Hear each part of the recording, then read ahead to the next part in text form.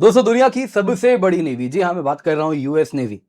अब दोस्तों US navy में ईरान वॉर की वजह से इस प्रकार का स्ट्रेस है कि यूएसएस अब्राहम लिंकन जो कि Nimitz class nuclear aircraft carrier है, जी हाँ उस एयरक्राफ्ट कैरियर के क्रू मेंबर्स जहाज से कूदना शुरू कर चुके हैं। इस प्रकार का स्ट्रेस बताया जा रहा है और दोस्तों ये वेरीफाइड न्यूज है। पश्चिमी मीडिया यूएस सेनेटर्स इस बात की पुष्टिकरण भी करते हुए देख रहे हैं। जी हाँ, USS Abraham Lincoln sellers jump करने का प्रयास कर रहे हैं और एक नहीं दो नहीं मल्टीपल सेलर्स इस प्रकार से मेंटल स्ट्रेस में है कि वो जहाज छोड़ के समुद्र में कूदना चाह रहे हैं। और इस तरीके से अगर आप देखें तो एक क्रॉस मिडल ईस्ट डिप्लॉयमेंट कहीं ना कहीं यूएस नेवी बड़ी ज्यादा परेशान है, सेलर्स लीडरशिप के साथ खड़े नहीं है। आप देख सकते हैं दोस्तों सीएनएन में भी इस प्रकार की न्यूज आप देख सकते हैं चल रहा है। Multiple sellers jump overboard US carrier, इस प्रकार से ब्रेकिंग न्यूज सीएनएन में चल रहा है। यूएस सेनेटर्स ने भी कह दिया है कि नेवी पर्सनल जिस प्रकार से जंप कर रहे हैं USS Abraham Lincoln aircraft carrier से, ये बेहद चिंताजनक विषय है। दोस्तों क्या हुआ है आखिरकार, क्यों इस प्रकार का कहीं ना कहीं आप देखें तो एक्सट्रीम स्टेप यूएस नेवी के इतने प्रोफेशनल सेलर्स लेते हुए दिख रहे हैं, उस पर चर्चा करेंगे। लगे हाथ दोस्तों एक न्यूज जो कि हमने इग्नोर कर दिया था, हमने सोचा था कि ईरान की तरफ से ये एक इसी प्रकार का इंफॉर्मेशन वॉरफेयर है, प्रोपोगंडा है। जी हाँ, अगर आप देखें तो 3 दिन पहले की ये बात है, इस प्रकार से न्यूज चलाया जा रहा था जो कि ईरानियन स्टेट मीडिया में आ रहा था कि डेडली ब्रॉल हुआ है इसी जहाज में यूएसएस अब्राहम लिंकन में, जिसमें अगर आप देखें तो कई लोगों की मृत्यु हुई है, यह बात भी कहा जा रहा था। और इसके साथ 7 अमेरिकन सेलर्स डेड। दोस्तों जब ये न्यूज आया था, ईरानियन स्टेट मीडिया ने ये न्यूज ब्रेक किया था, तो हमें लगा था कि शायद प्रोपोगंडा है। लेकिन आज उसी जहाज को लेकर पश्चिमी मीडिया में भी ये बातें आ रही हैं, तो क्लियरली दिख रहा है कि देखिए यहां पे धुआं है तो कहीं आग जरूर लगी है, जो कि कुछ इस प्रकार से आपको दिखता हुआ भी यहां पर महसूस हो रहा है। तो क्या एग्जैक्टली यूएस नेवी में एक म्यूटिनी हुई, या फिर क्या यूएस नेवी उस म्यूटिनी विद्रोह की तरफ जाती हुई दिख रही है? क्या एग्जैक्टली हुआ है, आइए जरा आज के वीडियो में इसी पर चर्चा करते हैं। पर इससे पहले आगे बढ़े, वीडियो लाइक करें, चैनल सब्सक्राइब करें, बेल आइकन अवश्य दबाएं। इसके सिवा दोस्तों आपको याद देना चाहूंगा, आपके लिए हम स्पेशल इंडिपेंडेंस डे में ग्रेट इंडियन फ्रीडम सेल लेकर के आए हैं। केवल 16,999 जो कि हमारा लोएस्ट एवर प्राइस है, उसमें आपके लिए सब्सक्रिप्शन ले आए हैं, जिसमें अगर आप देखें तो आपको 1 साल की सब्सक्रिप्शन मिलती है। लेकिन ये तब है जब आप कोड KC10 यूज करेंगे। याद रखिएगा ऑफर 14 अगस्त को खत्म हो जाएगा, तो मेक श्योर आप उससे पहले जुड़ जाएं। इसके सिवा 80 लकी लर्नर्स के लिए 100% रिफंड भी है। दोस्तों अगर आप 2 साल या 3 साल का सब्सक्रिप्शन लेते हैं तो मात्र 24,999 29,999 में 3 साल का सब्सक्रिप्शन आपको मिल जाएगा। दोस्तों इसमें आपको CSE एश्योर भी मिलता है, मतलब अनअकैडमी आपको सब्सक्रिप्शन एक्सटेंड करेगी अगर आप इस सब्सक्रिप्शन के बावजूद भी एग्जाम क्लियर नहीं करते, subject to terms and condition, आपने मेहनत की है। इसके सिवा इंडियन एक्सप्रेस फ्री सब्सक्रिप्शन आपको हम देंगे 2 साल और 3 साल के सब्सक्रिप्शन में, यानी कि जो सब्सक्रिप्शन की कीमत अगर आप देखें तो 1499 होती है, एब्सोल्युटली फ्री है। Daily e paper, daily archive, premium stories, UPSC essential e magazine monthly आपको मिल जाएगा, weekly quiz, MCQ, mains answer practice, सब कुछ जो इंडियन एक्सप्रेस का है आपको मिल जाएगा। तो आप निश्चिंत होकर जुड़ सकते हैं। मेक श्योर आप जुड़े, use the code KC10 for maximum discount. Pin comment description box में आपको लिंक मिल जाएगा। तो दोस्तों जिस जहाज की बात हो रही है वो है यूएसएस अब्राहम लिंकन। अगर आप देखें तो ये Nimitz class nuclear powered aircraft carrier है, जो कि बहुत ही विशाल एयरक्राफ्ट कैरियर है। आप इसको अगर देखें तो इसमें 5,000 सेलर और मरीन डिप्लॉयड होते हैं, और ये यूएस पावर प्रोजेक्शन में बहुत बड़ा रोल प्ले कर रहा है। इस वक्त भी अगर आप देखें तो अरेबियन सी ऑपरेशंस को अंजाम दे रहा है। ईरान के ऊपर जो ब्लॉकेड यूएस लगाया है उसमें बहुत बड़ा रोल इसका भी रहा है। आप देख सकते हैं दोस्तों यहां पे कहीं पर अरेबियन सी में यूएसएस अब्राहम लिंकन तैनात है। एग्जैक्ट लोकेशन तो देखिए मालूम नहीं है, लेकिन लगभग कुछ वहीं पर वो तैनात है अरेबियन सी में। इस वक्त भी वॉर डिप्लॉयमेंट में वो अगर आप देखें तो कंटिन्यूअसली 250 दिनों से डिप्लॉयड रहा है। दोस्तों यूजुअल साइकिल अगर आप देखें तो एयरक्राफ्ट कैरियर का 180 डेज मैक्सिमम होता है, 180 दिन से ज्यादा के लिए कभी भी ये डिप्लॉय नहीं होते हैं।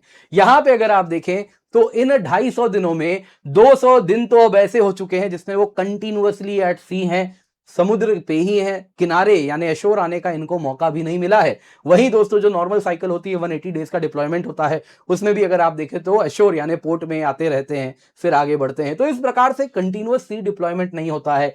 यहां पे दोस्तों कंटिन्यूअस सी डिप्लॉयमेंट की वजह से अगर आप देखें तो जो रसद, पानी, बाकी चीजें उसका रिप्लेनिशमेंट नहीं हो रहा है, जिस वजह से अगर आप देखें तो एक्यूट क्राइसिस वहां के सेलर्स की हो रही है। कंटिन्यूअसली समुद्र में तैनात हैं, लिमिटेड फूड में, लिमिटेड राशन में, लिमिटेड पानी में। उस वजह से अगर आप देखें तो मेंटल हेल्थ क्राइसिस भी यूएस नेवी में इस प्रकार से हमको देखने मिल रहा है। दोस्तों इस सब के बीच में मल्टीपल न्यूज ब्रेक हो रहा है यूएसएस अब्राहम लिंकन को लेकर। पहला है दोस्तों वेस्टर्न मीडिया में जो आया है, जो कि वेरीफाइड है, जिसके अनुसार कई सेलर्स जहाज से कूदने का प्रयास किए हैं। एक दो नहीं, कई सेलर्स। अब दोस्तों इसके वजह से दिखा रहा है कि किस प्रकार का स्ट्रेस है जो कि वहां के सेलर्स के ऊपर है। और वहीं दूसरी ओर ईरानियन स्टेट लिंक्ड मीडिया ने इस वेस्टर्न मीडिया के न्यूज ब्रेक होने के पहले जो ब्रेक किया था वो ये था कि इसी जहाज में यूएसएस अब्राहम लिंकन में डेडली शिप में डेडली ब्रॉल हुआ है, कई सेलर्स की उसमें मृत्यु भी हुई है। तो आइए जरा दोनों न्यूज को एक एक करके देखते हैं। सबसे पहले जो वेस्टर्न मीडिया ने जो वेरीफाइड न्यूज है कि क्रू जहाज से कूद रहा है वो बताया गया है। एब्सोल्यूट मेंटल हेल्थ क्राइसिस है, नाम लेके बताया जा रहा है। जैसे कि एक है एनाबेला लोना, उनका कहना है कि उनके पति ने अटेम्प्ट किया चलते जहाज से कूदने का, कारण यही था कि इतना लंबा डिप्लॉयमेंट हो गया है जिस वजह से वो परेशान हो गए थे और इस वक्त मोस्ट लाइकली उनका कोर्ट मार्शल होगा, डिसऑनरेबल डिस्चार्ज होगा और 13 साल का जो करियर है वो खत्म हो जाएगा। लेकिन इस तरीके से दिख रहा है कि वहां के लोग अब बोलना शुरू कर दिए हैं। वैसे ही आप देखें तो मारिया रॉड्रिग्स हैं, उनका कहना है कि उनके हस्बैंड ने यह बताया कि जब वो वॉच पे थे उस वक्त एक सेलर डेक से कूदने वाले थे लेकिन उन्होंने बाकी सेलर्स के साथ मिलकर उन्हें बाहर निकाला। इसी प्रकार अन्य और रिपोर्ट आ रहे हैं कि कई इस प्रकार से जो बाई स्टैंडर्स रहे हैं उन्होंने अन्य क्रू मेंबर्स को भी कूदने से रोका है। और इस प्रकार से अगर आप देखें तो मैसेजेस आ रहे हैं कि सेलर्स अपनी फैमिली को या बाकी लोगों को कह रहे हैं कि वो होपलेसनेस हो गया है समुद्र में और वो कहते हैं कि उम्मीद करते हैं कि कल अब हमें देखने ना मिले, नहीं चाहते हैं कल का दिन भी हमारे जीवन में आए और इस प्रकार का hoping not to wake up the next day. आप समझ रहे हैं ये किस तरफ इशारा कर रहे हैं। तो इस प्रकार से एक एक्यूट मेंटल स्ट्रेस हमको देखने मिल रहा है। जो सेलर्स हैं उनके पेरेंट्स भी अब मीडिया में जा रहे हैं, कह रहे हैं कि उनके बेटे ने और अन्य शिपमेट्स ने ये कंप्लेन किया है कि वो सोच रहे हैं कि उनको बस कूदना है, शायद इसी से उनके कष्टों का निवारण होगा, उसी से उनको रिलीफ मिलेगा। दोस्तों ये दिखा रहा है किस प्रकार का मेंटल हेल्थ क्राइसिस है।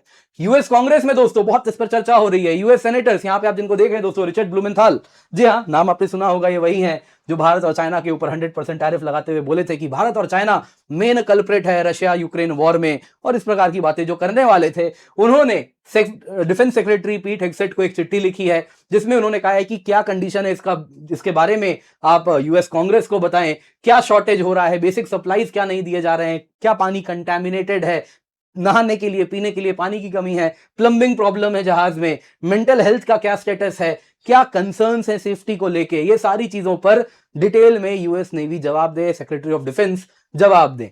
वैसे ही दोस्तों दूसरे सेनेटर हैं रुबिन गैलेगो, उनका कहना है कि जो कि एक फॉर्मर मरीन भी रह चुके हैं, उनका कहना है कि सेनेट का एक बाई पार्टीजियन टीम जहाज भेजा जाए, डेमोक्रेट रिपब्लिकन दोनों हो, जिसमें जो कि क्रू मेंबर्स की क्या हालत है उस पर चर्चा करें और उस पर बारे में हमें कांग्रेस को बताएं। बोले अगर इस प्रकार से क्रू जहाज से कूदना चाह रहे हैं तो ये बहुत बड़ा एक संकट की घड़ी, एक फ्राइटनिंग अलार्म बेल है। इसके सिवा उन्होंने भी कहा कि शिप की हालत बड़ी जर्जर है। रिपब्लिकन माइक लेविन, उन्होंने कहा कि शॉवर्स मोल्डी हैं, जहाज के शॉवर्स में मोल्ड लगा हुआ है, टॉयलेट्स काम नहीं कर रहे हैं, लॉन्ड्री हफ्तों तक नहीं हो रहा है, लंबे समय तक पानी नहीं है, और जहां तक बात है खाने की, अब दोस्तों शिप अगर आप देखें 200 दिनों से समुद्र में है, रसद पानी कुछ भी नहीं आया है, जो टूट गया है सो टूट गया है, जो रिपेयर नहीं हो सकता है वो रिपेयर नहीं हो रहा है। नतीजा जो खाना मिल रहा है, जरा सुनिए, यूएस सेनेटर कह रहे हैं आधा कटोरा राइस मिलता है और 2 टोटिया, उनको मतलब खाने में यही दिया जा रहा है, ना साबुन है ना टूथपेस्ट है,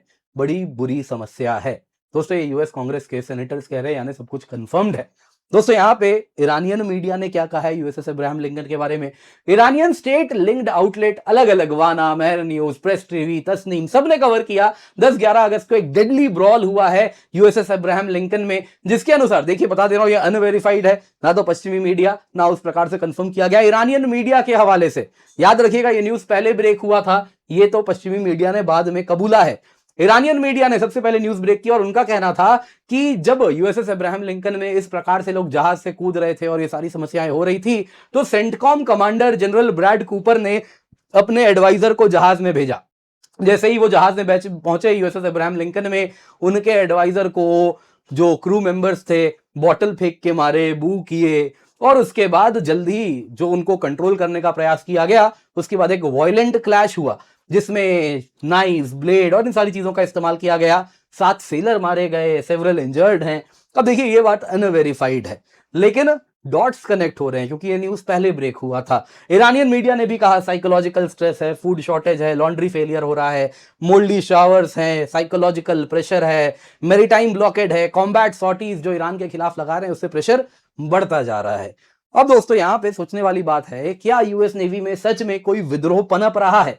देखिए दोस्तों, यूएस नेवी की अगर आप बात करें तो इतिहास में विद्रोह तो उन्होंने किया है। ये आप देख सकते हैं 1944 को पोर्ट शिकागो एक्सप्लोजन, जिसमें अगर आप देखें तो ब्लैक सेलर्स को कन्वर्ट किया गया था म्यूटिनी के लिए।